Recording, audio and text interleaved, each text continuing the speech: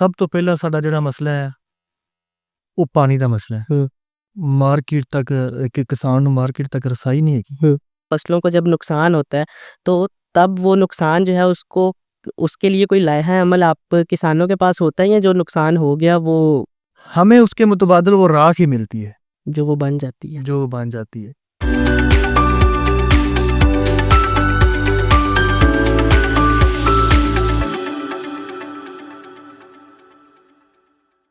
अस्सलाम वालेकुम एवरीवन, लोग क्या कहेंगे के साथ मैं हूं आपका होस्ट रब नवाज। ज़राअत जो है वो पाकिस्तान की 60% से ज़्यादा आबादी पर मुश्तमिल है। मतलब पाकिस्तान की जो मेजर आबादी है वो ज़राअत से मुंसलिक है। और पाकिस्तान की इकॉनमी को देख लें, पाकिस्तान की जीडीपी को देख लें, तो ज़राअत और किसान जो है वो पाकिस्तान की बहुत बड़ी ताकत है। और वैसे भी कहा जाता है कि एक किसान मट्टी का बेटा और कौम का सहारा होता है। और इसी सिलसिले को बरकरार रखते हुए आज जो हमारे साथ गेस्ट मौजूद हैं वो हमारे प्यारे पाकिस्तान के एक इंतहाई खूबसूरत किसान हैं। तो बगैर ताख़ीर की आइए आपको उनसे मिलवाते हैं और उनसे जानते हैं कि पाकिस्तान के अंदर ज़राअत की क्या सूरत हाल है और वो इससे कितने सेटिस्फाई हैं और इसके अंदर क्या चेंजिंग्स देखना चाहते हैं, और इसके अलावा और उनकी ज़ाती ज़िंदगी की भी बहुत ज़्यादा बातें करेंगे। तो बगैर ताख़ीर किए आपको मिलवाते चलें मिस्टर आज़म खोखर से। अस्सलाम वालेकुम। वालेकुम अस्सलाम। आज़म भाई कैसे हैं आप? जी अल्हम्दुलिल्लाह मैं बिल्कुल ठीक हूँ। अच्छा आज़म भाई, सबसे पहले तो आप हमारी ऑडियंस को अपना तारुफ़ कराइएगा कि आप किस गांव से हैं और आप बेसिकली पेशा वाराना तौर पे आप क्या काम करते हैं? जी सबसे पहले तो अस्सलाम वालेकुम और बहुत शुक्रिया आपका कि आपने मुझे इधर बुलाया। उसके बाद यह है कि मेरा नाम मोहम्मद आज़म है। मैं कसूर के एक नवाही गाँव रोशन बिल्ला से रहने वाला हूँ। रोशन बिल्ला एक ऐसा गांव है जो हमारे कसूर के इलाके का एक मरकज़ी गांव है, जी। जिसे जवेद महमूद साहब हमारे साबका चीफ सेक्रेटरी ऑफ पंजाब जिन्होंने तराश के बनाया है। आप बेसिकली आपका जो ताल्लुक़ है वो खेती बाड़ी से है, आप एक किसान हैं। पाकिस्तान का किसान होने के नाते आपको कौन सी मुश्किलात ऐसी हैं जो अपनी फील्ड में ज़्यादा फेस करना पड़ती हैं? देखिए इसमें यह है कि इंदे सब तो पहला साडा जिहड़ा मसला है वो पानी का मसला है। नहरी पानी है लेकिन वो बहुत कम है, सारियां फसलों ਨੂੰ सराब नहीं कर सकता। हाँ जी। ਉਹਦੀ ਜਗ੍ਹਾ ਤੇ ਜੇ ਅਸੀਂ ਟਿਊਬਵੈਲ ਲਗਾਣੇ ਆ ਕਿ ਇਲੈਕਟ੍ਰਿਸਿਟੀ ਬਿਜਲੀ ਦੇ ਬਿੱਲ ਇੰਨੇ ਜ਼ਿਆਦਾ ਨੇ ਕਿ ਉਹ ਸਾਡੇ ਵਾਸਤੇ ਬਵਾਲੇ ਜਾਣ ਨੇ। ਇਹਦੇ ਵਿੱਚ ਹੋਰ ਬਹੁਤ ਸਾਰੇ ਮਸਾਇਲ ਨੇ, ਜਿਵੇਂ ਕਿ ਸਾਨੂੰ ਮਾਰਕੀਟ ਤੱਕ ਇੱਕ ਕਿਸਾਨ ਨੂੰ ਮਾਰਕੀਟ ਤੱਕ ਰਸਾਈ ਨਹੀਂ ਹੈਗੀ। ਸਾਨੂੰ ਆੜ੍ਹਤੀਏ ਬ੍ਰੋਕਰ ਔਰ ਇਹਦੇ ਰਸਤੇ ਦੇ ਵਿੱਚ ਸਾਡਾ ਜਿਹੜਾ ਹੈ ਨਾ बहुत ज़्यादा फाइनेंस वो ले जाते हैं। ਲੈ ਜਾਂਦੇ ਨੇ ਬਿਲकुल। अच्छा, और एक किसान है, मिसाल के तौर पे एक किसान है, वो फसल उगाने से लेके और उसको मार्केट तक, मतलब मेरी आलूओं की फसल है एक किसान की, वो उसको उगाने से लेके मार्केट तक सप्लाई तक एक किसान का काम होता है, या सिर्फ फसल की ज़मीन में से वो फसल बो देना और वो अनाज पैदा कर देना ये एक किसान का काम है? नहीं जी, किसान तो जो फसल होता है उसे अपनी औलाद की तरह पालता है, ज़मीन की तैयारी करता है, फसल को काश्त करता है, उसकी बहुत ज़्यादा देखभाल करनी पड़ती है, मौसम की सख्तियों को देखना पड़ता है। फिर वो फसल तैयार होती है जी। तो बहुत सारी आसें उम्मीदें होती हैं उस पे कि अभी ये फसल आएगी, तो हमने वो बहुत सारे मामलात होते हैं जो उस पे डिपेंड करते हैं। बिल्कुल। तो जब फसल तैयार होती है तो उस सेल करने के लिए हमें फिर परेशानी का सामना करना पड़ता है। सबसे पहले तो हमारी जितने ऊपर अखराजात हुए होते हैं उतनी हमारी डिमांड के मुताबिक हमें रेट ही नहीं मिलता। अगर मिलता है तो वो रास्ते में वो जो आप फाइनेंस है वो रास्ते में ही वो चला जाता है। हर जितने भी ज़िम्मेदार लोग हैं, हमारे किसान भाई हैं, आप देखें बहुत कम लोग हैं जो इस शोबे में आगे जा रहे हैं। जो मुतवसत तबके से तल्लक रखते हैं ना, वो आज भी उधर ही हैं। बल्कि उससे नीचे जाता इसकी है। क्या वजह है? हालांकि पाकिस्तान का अगर इम्पोर्ट एक्सपोर्ट भी देखें तो ज़राअत हमारी वो है जो आप किसान हमारे लिए पैदा करते हैं कि आपकी कौम भी उससे अनाज खाती है, और यही सबसे बड़ा ज़रिया है इम्पोर्ट एक्सपोर्ट का, जो पाकिस्तान को इतनी अच्छी इकोनॉमी देता है। और जो पाकिस्तान की खेती का टेस्ट है वो तो दुनिया में कहीं है ही नहीं। नहीं, वो बात आपकी ठीक है, लेकिन वो इम्पोर्ट एक्सपोर्ट को वो किसान तो नहीं करता, वो तो करते हैं ताजर, वो जो स्टाकी होते हैं, ताजर लोग हैं, वो करते हैं, असल प्रॉफिट वो ही ले जाते हैं। हमें वो सिर्फ हमारी मेहनत ही मिलती है। सही सही। जिमें वो तुसी गल सुनी ने, किसी चौधरी ने कोई फसल संभाली ते वो दूसरों लंघने वाले ने पूछा, हाँ भी चौधरी साहब की बचा? उन्हें क्या सारा वेच वट के जरा तू चौधरी आख्या यही खिंचा। मतलब ये हालात है। ये हालात हैं बिल्कुल। ओ अच्छा, ये जब फसल आपने अभी मौसम की बात की कि हर मौसम के लिहाज से फसल होती है, तो ये अगर मौसमियाती आफ़ात तो इनको नहीं कहना चाहिए, लेकिन बारिश है, हवा है, ये तो खुदा की रहमत होती हैं। लेकिन अगर वो फसल की तबीयत के बरअक्स हों तो फिर तो वो आफ़ात ही होती हैं। तो इस तरह की कुदरती आफ़ात, मतलब ओले पड़ना, बारिश होना, तेज़ हवाएं चलना, आंधियाँ चलना, ऐसी चीज़ों से फसलों को जब नुकसान होता है तो तब वो नुकसान जो है उसको, उसके लिए कोई लाइहा अमल आप किसानों के पास होता ही है? जो नुकसान हो गया वो। अब हम गाड़ी लेते हैं शोरूम से, जी। उसका इंश्योरेंस करते हैं, हम्म, वो एक्सीडेंट हो जाती है या जल जाती है या खुदा न खास्ता कोई भी मसला हो जाता है, जी। तो कंपनी उसे उसका मुतबादल कुछ ना कुछ देती है। हम्म, हमें उसके मुतबादल वो राख ही मिलती है जो वो बन जाती है। जो बन जाती है। कोई नहीं पूछता क्या हुआ है। हालांकि इथों था कि ਜਦੋਂ ਗੰਦਮ ਦੀ ਫਸਲ ਅੱਗੇ ਤਿਆਰ ਹੋ ਜਾਏਗੀ ਨਾ, ਤੇ ਜਿੱਥੇ ਟਰਾਂਸਫਾਰਮਰ ਲੱਗੇ ਹੁੰਦੇ ਨੇ, ਜਿਨ੍ਹਾਂ ਜ਼ਮੀਨਾਂ ਦੇ ਵਿੱਚ ਖੰਭੇ ਲੱਗੇ ਹੁੰਦੇ ਨੇ, ਉੱਥੇ ਸ਼ਾਰਟ ਸਰਕਟ ਹੋਣ ਦੀ ਵਜ੍ਹਾ ਤੋਂ ਅੱਗ ਲੱਗ ਜਾਏ ਤੇ ਇੱਥੋਂ ਤੱਕ ਰਹੇ ਕਿ ਉਹਦੇ ਵਿੱਚ ਨਾ ਤਾਂ ਕੋਈ ਕੁਦਰਤੀ ਆਫਤ ਹੈ, ਨਾ ਤਾਂ ਜ਼ਿਮੀਂਦਾਰ ਦਾ ਕੋਈ ਗੁਨਾਹ ਹੈ।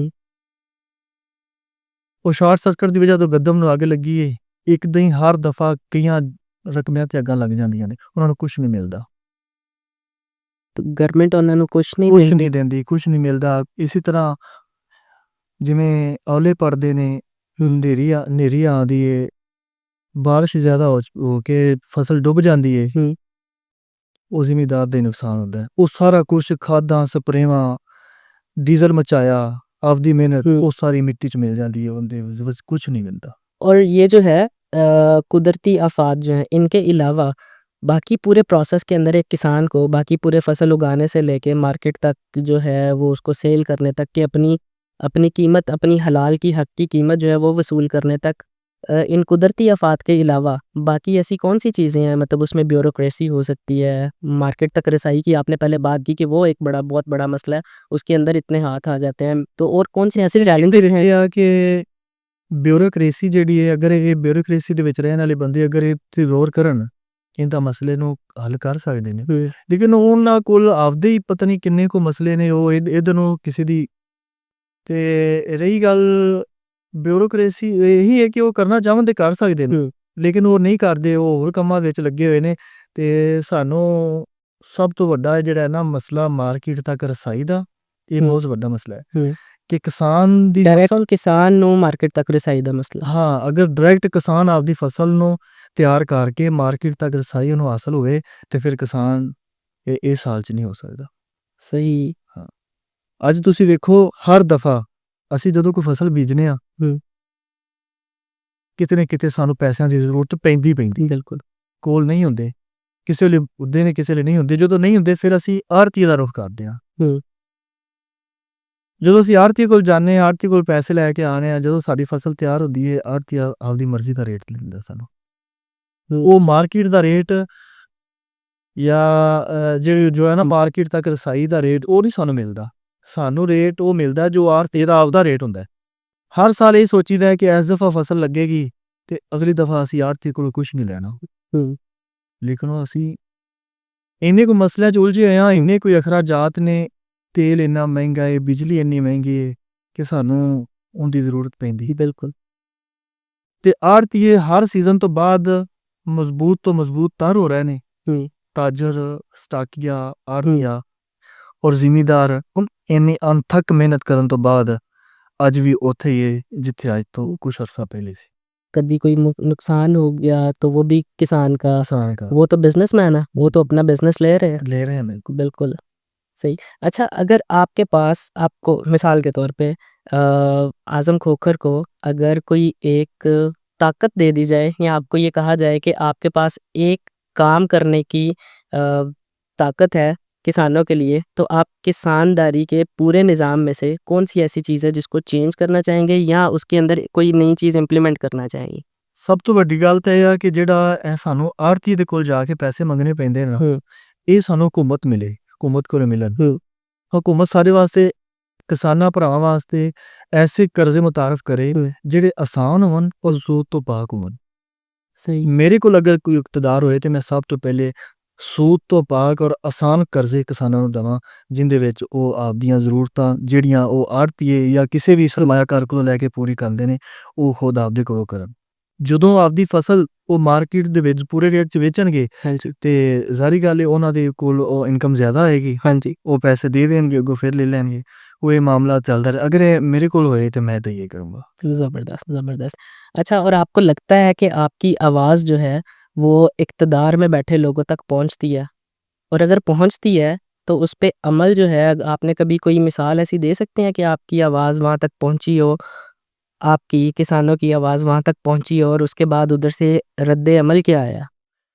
ਇਹਦੇ ਵਿੱਚ ਇਹ ਆਵਾਜ਼ ਤਾਂ ਪਹੁੰਚਦੀ ਹੈ। ਹਰ ਬੰਦਾ ਸੋਸ਼ਲ ਮੀਡੀਆ ਦੇ ਨਾਲ ਇਨ ਟੱਚ ਹੈ। बिल्कुल ਅਸੀਂ ਜੋ ਗੱਲ ਕਰਦੇ ਹਾਂ ਉਹ ਘੁੰਮਦੀ ਹੈ, ਸਾਰੇ ਸੁਣਦੇ ਨੇ, ਵੇਖਦੇ ਨੇ। ਗੱਲ ਪਹੁੰਚਣ ਨੂੰ ਕੀ ਕਰਨਾ ਹੈ? ਜਦੋਂ ਗੱਲ ਨੂੰ ਸੁਣ ਕੇ ਤੇ ਉਹਦੇ ਤੇ ਅਮਲ ਹੀ ਨਹੀਂ ਹੋਣਾ, ਉਹਦੇ ਤੇ ਗੌਰ ਨਹੀਂ ਹੋਣਾ, ਕਿਸੇ ਦੀ ਦੁੱਖ ਦਰਦ ਤਕਲੀਫ ਨੂੰ ਅਸੀਂ ਸਮਝਣੇ ਨਹੀਂ ਕਿ ਉਹ ਬੰਦਾ ਕਿਸ ਵਜ੍ਹਾ ਤੋਂ ਚੀਖਾਂ ਮਾਰਦਾ ਪਿਆ। ਅਸੀਂ ਮੋਬਾਈਲ ਵੇਖਿਆ, ਇੱਕ ਬੰਦਾ ਰੋਂਦਾ ਪਿਆ, ਚੱਲ ਉੱਤੇ। ਸਾਨੂੰ ਕੀ ਉਹ ਕਿਉਂ ਰੋਂਦਾ ਹੈ, ਕੀ ਉਹਨੂੰ ਹੋਇਆ, ਕੀ ਨਹੀਂ ਹੋਇਆ। ਅਗਰ ਅਸੀਂ ਵੇਖਾਂਗੇ, ਅਸੀਂ ਸਾਡੇ ਕੋਲ ਇਕਤਦਾਰ ਹੈ ਨਾ, ਹਾਂਜੀ ਅਸੀਂ ਵੇਖਾਂਗੇ, ਸੋਚਾਂਗੇ, ਅੱਗੋਂ ਪਿੱਛੋਂ ਪਤਾ ਕਰਾਂਗੇ, ਸਾਨੂੰ ਪਤਾ ਲੱਗੇ ਸਾਡੇ ਮੁਲਕ ਦੇ ਵਿੱਚ ਆਵਾਮ ਕਿਉਂ ਬਿਲਕਦੀ ਪਈ ਹੈ। हाँ जी बिल्कुल ਅਸੀਂ ਉਹਦੀ ਬੁਨਿਆਦੀ ਵਜ੍ਹਾ ਤੇ ਜਾਵਾਂਗੇ, ਫਿਰ ਸਾਨੂੰ ਚਾਹੀਦਾ ਹੈ ਇਕਤਦਾਰ ਵਾਲਿਆਂ ਨੂੰ, ਜਿਹੜੇ ਤਾਕਤਵਰ ਤਬਕਾ, ਇਹਨਾਂ ਨੂੰ ਚਾਹੀਦਾ ਹੈ ਕਿ ਇਹਨਾਂ ਦੇ ਜਿਹੜੇ ਮਸਲੇ ਨੇ ਇਹਨਾਂ ਨੂੰ ਸੋਲਵ ਕੀਤਾ ਜਾਏ, ਇਹਨਾਂ ਵਾਸਤੇ ਆਸਾਨੀਆਂ ਪੈਦਾ ਕੀਤੀਆਂ ਜਾਣ। ਕਿਸਾਨ ਔਰ ਖੇਤੀ ਕੋਈ ਮਾੜੀ ਚੀਜ਼ ਨਹੀਂ ਹੈ। बिल्कुल ਮੈਂ ਤੁਹਾਨੂੰ ਦੱਸਦਾ, ਮੈਂ ਤੁਹਾਨੂੰ ਆਪਣੀ ਗੱਲ ਦੱਸਦਾ ਕਿ ਸਾਡੀ ਜਦੋਂ ਕੋਈ ਫਸਲ ਨਹੀਂ ਨਾ ਲੱਗਦੀ, ਜਾਂ ਸਾਡੇ ਜ਼ਿਮੀਂਦਾਰ ਭਰਾ ਜਿਹੜੇ ਸਾਰੇ ਨੇ, ਜਦੋਂ ਕੋਈ ਸਮਾਂ ਨਹੀਂ ਲੱਗਦਾ, ਤੇ ਅਸੀਂ ਰਿਲੇਟਡ ਹਾਂ ਕਸੂਰ ਸ਼ਹਿਰ ਨਾਲ। ਅਸੀਂ ਖਰੀਦੋ ਫਰੋਖਤ ਜੋ ਵੀ ਇਹਨਾਂ ਕਸੂਰੋਂ ਕਰਨੀ ਹੁੰਦੀ। ਜਦੋਂ ਸਾਡੀ ਫਸਲ ਮਾੜੀ ਹੁੰਦੀ ਹੈ, ਕਸੂਰ ਦੇ ਦੁਕਾਨਦਾਰ ਬਾਜ਼ਾਰ ਦੇ ਵਿਹਲੇ ਬੈਠੇ ਹੁੰਦੇ ਨੇ, 70% ਵਿਹਲੇ ਬੈਠੇ ਹੁੰਦੇ ਨੇ। ਪੁੱਛੀਏ ਨਾ ਵੀ ਕੀ ਗੱਲ ਹੈ, ਕਿਉਂ? ਯਾਰ ਮੰਦਾ ਬੜਾ ਹੈ। ਜਦੋਂ ਜ਼ਿਮੀਂਦਾਰ ਦਾ ਮੰਦਾ ਹੋਣਾ ਹੈ, ਉਦੋਂ ਸਾਰਿਆਂ ਦਾ ਮੰਦਾ ਹੋ ਜਾਂਦਾ। बिल्कुल बिल्कुल बिल्कुल ਜਦੋਂ ਜ਼ਿਮੀਂਦਾਰ ਨੇ ਖੁਸ਼ਹਾਲ ਹੋਣਾ ਹੈ, ਉਦੋਂ ਸਾਰਿਆਂ ਨੇ ਖੁਸ਼ਹਾਲ ਹੋਣਾ ਹੈ। ज़बरदस्त ਇੱਕ ਜ਼ਿਮੀਂਦਾਰ ਦੇ ਮਿਹਨਤ ਕਰਨ ਨਾਲ ਇਕੱਲੇ ਜ਼ਿਮੀਂਦਾਰ ਦਾ ਚੁੱਲ੍ਹਾ ਨਹੀਂ ਚੱਲਦਾ। ਦੇਖੋ ਨਾ, हाँ जी ਜ਼ਿਮੀਂਦਾਰ ਨੇ ਜਦੋਂ ਜ਼ਮੀਨ ਤੇ ਹਲ ਚਲਾਉਣੇ ਨੇ, ਉਹਨੇ ਤੇਲ ਮਚਾਉਣਾ ਹੈ, ਤੇਲ ਦੀਆਂ ਕੰਪਨੀਆਂ ਚੱਲਣੀਆਂ ਨੇ, ਟਰੈਕਟਰ ਚਲਾਉਣਾ ਹੈ, ਟਰੈਕਟਰਾਂ ਦੀਆਂ ਕੰਪਨੀਆਂ ਚੱਲਣੀਆਂ, बिल्कुल ਟਾਇਰ ਨੇ, ਉਹਦੇ ਵਿੱਚ ਹੋਰ ਬਹੁਤ ਜ਼ਿਆਦਾ ਲਵਾਜ਼ਮਾਂ। हाँ जी ਫਿਰ ਮਜ਼ਦੂਰਾਂ ਨੇ ਕੰਮ ਕਰਨਾ ਹੈ, ਫਿਰ ਆੜ੍ਹਤੀਏ ਨੇ, ਉਹਨਾਂ ਨੂੰ ਅਸੀਂ ਫਸਲ ਦੇਣੀ ਹੈ, ਹੋਰ ਬਹੁਤ ਸਾਰੇ ਨੇ। ਜਦੋਂ ਸਾਡੇ ਕੋਲ ਪੈਸੇ ਆਉਣੇ ਨੇ, ਅਸੀਂ ਆਪਦੀਆਂ ਜ਼ਿੰਦਗੀ ਦੇ ਜੋ ਕੋਈ ਬੁਨਿਆਦੀ ਜ਼ਰੂਰਤਾਂ ਨੇ ਜਾਂ ਜੋ ਮਾਮਲਾਤ ਨੇ सारी खरीदो फरोख्त ਕਰਨੀ ਹੈ। ਉਹਦੇ ਵਿੱਚ ਇਹ ਆ ਕਿ ਜਦੋਂ ਜ਼ਿਮੀਂਦਾਰ ਖੁਸ਼ਹਾਲ ਹੁੰਦਾ ਹੈ ਤੇ ਉਦੋਂ ਹੀ ਤਕਰੀਬਨ ਤਬਕਾ ਖੁਸ਼ਹਾਲ ਹੁੰਦਾ। बिल्कुल बिल्कुल ਜਦੋਂ ਜ਼ਿਮੀਂਦਾਰ ਪਰੇਸ਼ਾਨ ਹੁੰਦਾ ਹੈ ਤੇ ਹੋਰ ਖੁਸ਼ ਹੋਰ ਕੋਈ ਨਹੀਂ ਰਹਿੰਦਾ। ਇਸ ਵਾਸਤੇ ਇਸ ਚੀਜ਼ ਨੂੰ ਮੱਦੇਨਜ਼ਰ ਰੱਖਦੇ ਹੋਇਆ ਸਾਨੂੰ ਜ਼ਿਮੀਂਦਾਰ ਤੇ ਫੋਕਸ ਕਰਨਾ ਚਾਹੀਦਾ, ਕਿਸਾਨ ਤੇ ਧਿਆਨ ਦੇਣਾ ਚਾਹੀਦਾ, ਉਹਨਾਂ ਦੀਆਂ ਜ਼ਰੂਰਤਾਂ ਨੂੰ मद्देनज़र रख रहे हैं, उन वास्ते आसानियाँ पैदा करनी चाहिए। बिल्कुल। अच्छा, जैसे आपने अभी ये चीज़ें बताई, अगर अभी जो हालात हैं ज़राअत के और एक किसान के, अगर कोई नया नौजवान मुस्तकबिल अपना ज़राअत में देखता है तो आप उसको क्या मशवरा देंगे? क्या आप चाहेंगे कि कोई इस साइड पे आए? बिल्कुल, ਅਸੀਂ ਹੋਰ ਕੋਈ ਕੰਮ ਨਹੀਂ ਕਰਦੇ, ਹੂੰ। ਅਸੀਂ ਜ਼ਰਾਅਤ ਹੀ ਕਰਦੇ ਹਾਂ, ਖੇਤੀ ਕਰਦੇ ਹਾਂ। ਅਗਰ ਅੱਛੇ ਤਰੀਕੇ ਨਾਲ, ਪੜ੍ਹੇ ਲਿਖੇ ਤਰੀਕੇ ਨਾਲ ਕੋਈ ਫੈਸਿਲਿਟੀਜ਼ ਸਾਨੂੰ ਦਿੱਤੀਆਂ ਜਾਣ ਤੇ ਅਸੀਂ ਇਹੀ ਕਹਾਂਗੇ ਕਿ ਇਹ ਬਹੁਤ ਅੱਛਾ ਕੰਮ ਹੈ। ਇਹਨੂੰ ਕਰਨਾ ਚਾਹੀਦਾ। ਫਿਰ ਇਹਦੇ ਵਿੱਚ ਇਹ ਆ ਕਿ ਸਾਨੂੰ ਕਿਸੇ ਦੀ ਕੋਈ ਹਿੜਕ ਝਿੜਕ ਤਾਂ ਨਹੀਂ ਹੁੰਦੀ। ਹਾਂਜੀ ਅਸੀਂ ਆਪਦੀ ਮਰਜ਼ੀ ਨਾਲ ਕੰਮ ਕਰਨਾ ਹੈ, ਆਪਦੀ ਮਰਜ਼ੀ ਨਾਲ ਨਹੀਂ ਕਰਨਾ। ਹੂੰ। ਜੋਬ ਤੋਂ ਤਾਂ 1000 ਗੁਣਾ ਚੰਗਾ ਹੈ। बिल्कुल।